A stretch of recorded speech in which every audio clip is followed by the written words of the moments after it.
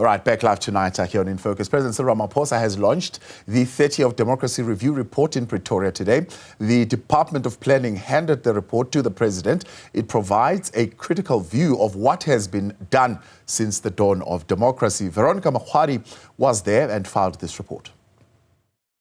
Well, the Democracy Review report has officially launched to the South African public, where members of society can engage with the more than 400-page report, or for more details and an extensive look into where we are 30 years later, a 1,000-page report is also present. Now, a summary of the report looks at some of the issues, as the president explained it, a light and shade kind of detailing of where we stand as a country. But just to summarize some of the points that came out, it was a mention of that there are pockets of poverty that still exists in South Africa's society, that South Africa's economy is still not performing to its full potential, and that some of the human development gains are under threat. But to get a better understanding, essentially, of what it took to put this report together and what we should be doing as South Africans now that it is in our hands and how best to utilize it, I'm joined, of course, by the Minister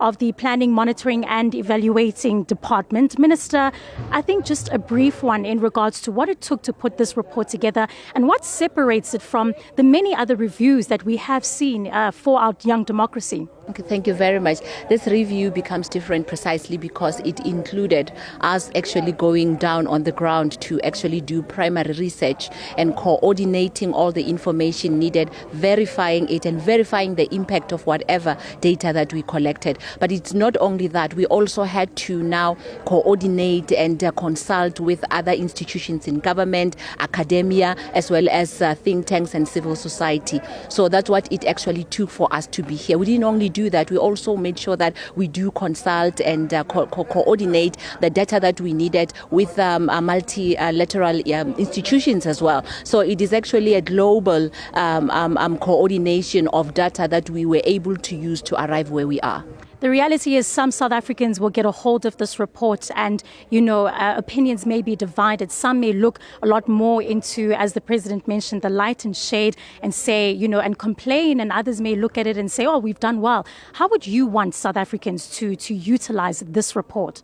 Would like South Africans to actually own this report, because it is not a report of DPME or of government, but it is a report of the nation. So we'd like them to utilize it in planning the future, in also looking at what is it that could be done better, but also in academia as well. When people are bringing new information that can actually be utilized to change the country for the better, it should be used and consulted. So we are bringing this so that at least we can have a foundation and a basis where everybody else can see themselves and locate themselves. Even if there may be people who may complain, what we had to do was just to make sure that we account for what South Africa has gone through, where it was, where it is, and what it could be in the future using what we already have now.